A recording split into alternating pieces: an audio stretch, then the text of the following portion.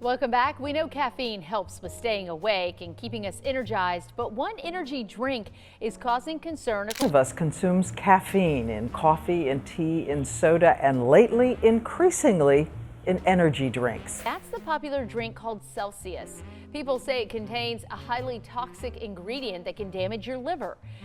You think you're tired, but you're not. Your brain is being hijacked. And that glow-in-the-dark can of monster? It's the one pulling the strings. We drink energy drinks for focus, for power, for that edge. But what no one tells you is this. That can of Red Bull or Celsius might not be helping you perform better.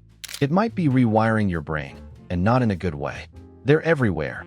In your gym bag, on your coworker's desk, in your car cup holder. These sleek little cans have become a daily ritual. We pop the tab. We feel alive. But the real question is, at what cost? Because while they might give you a short burst of productivity, they're also slowly eroding your focus, your sleep, and even your decision-making. Let's break one open and look inside. Caffeine, sugar, guarana, taurine, B vitamins, artificial sweeteners. Words that sound harmless, even healthy.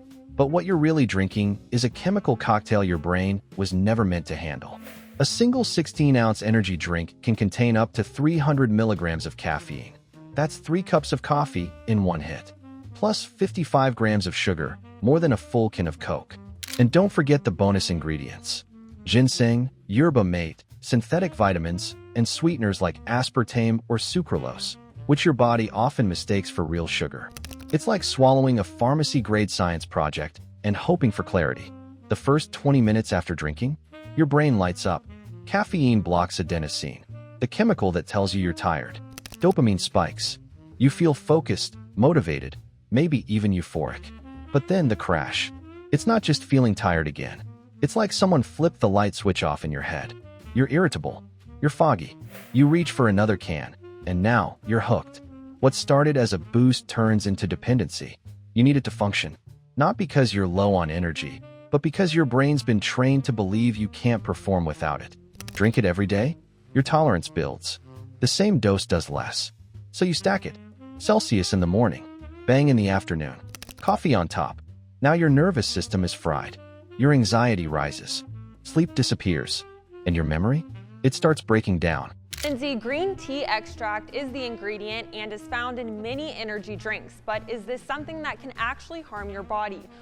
A lawsuit alleges one of those energy drinks could be linked to a death, raising a question: how much caffeine is too much? Can it kill? The FDA says it has received reports of 5 deaths and 1 heart attack, possibly linked to the energy drink. A 2021 study in Frontiers in Behavioral Neuroscience found that chronic energy drink consumption altered the prefrontal cortex in young adults, the part of the brain responsible for decision-making and impulse control. Let that sink in. The part of your brain that tells you not to reach for another can is the same part being slowly dulled by the one you just drank. And if you think adults have it bad, teens have it worse. Teenagers are now some of the top consumers of energy drinks in the US, and their brains are still under construction. Feeding them caffeine, sugar, and artificial stimulants is like pouring jet fuel into a half-built engine. It floods their reward system, throws off dopamine regulation, and makes addiction more likely, not just to caffeine, but to the high that comes with stimulation. Lower impulse control, disrupted sleep, stunted memory, and a brain that gets hardwired for chaos. And if you think you're safe drinking sugar-free versions, think again. Artificial sweeteners like sucralose, aspartame, and ACE-K have been linked to gut-brain miscommunication, cravings, dopamine disruption, neuroinflammation in animal studies. One 2023 study showed rats exposed to aspartame had increased anxiety. Worse, their offspring had it too. You're not just risking your own brain. You might be handing off the damage. Now add sleep deprivation to the mix. Caffeine has a half-life of 5 to 6 hours. Drink a can at 4 p.m., half of it's still in your system at 10. And your brain? It never drops into full REM sleep. You might be unconscious, but your mind is still wired. Over time, that shallow sleep wrecks your memory, emotion control, and learning. Next morning, you're exhausted again, so you crack open another can. And the cycle continues. Fake energy, less sleep, more fog. Repeat. Meanwhile, your anxiety quietly builds. Excess caffeine hijacks your fight-or-flight response. It floods your system with cortisol and adrenaline. You feel panicked. Your heart races. Your thoughts spiral. You think it's your boss, your phone, your schedule, but it might be your drink. And the long-term effects? We're only just beginning to understand them.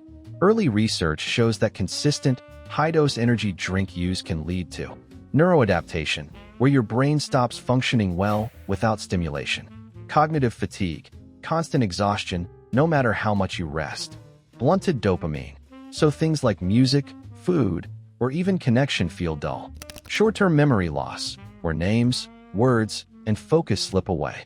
And no, quitting doesn't immediately fix it, because your brain has to rebuild itself. That takes weeks, sometimes months. Including energy drinks, that's been shown to be associated with supplement-induced liver injury. On the rallying call for a crackdown on energy drinks accused of marketing their hyper-caffeinated drinks to young people, You'd think something this powerful would be strictly regulated, right? Wrong. Energy drinks exist in a regulatory loophole. Depending on the label, they're either beverages or dietary supplements. That means no caffeine limits, no required warning labels, no long-term safety testing.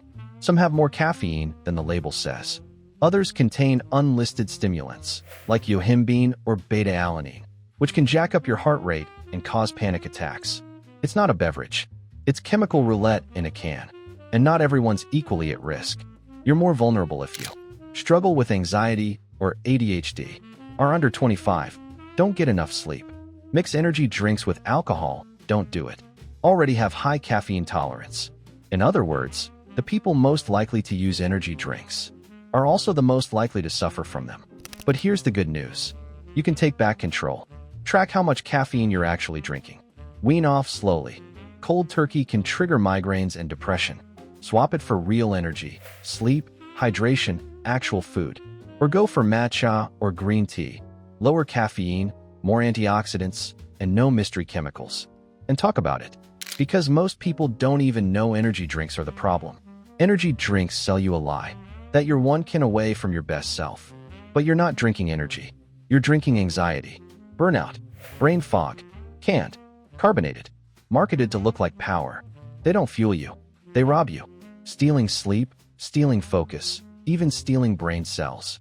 And the worst part? They don't ask permission. So the next time you reach for that can, ask yourself, do I need energy? Or do I need rest, real food, and a brain that works the way it's supposed to? Because your brain deserves better than a buzz. It deserves clarity. It deserves focus. It deserves peace. And it definitely deserves better than this.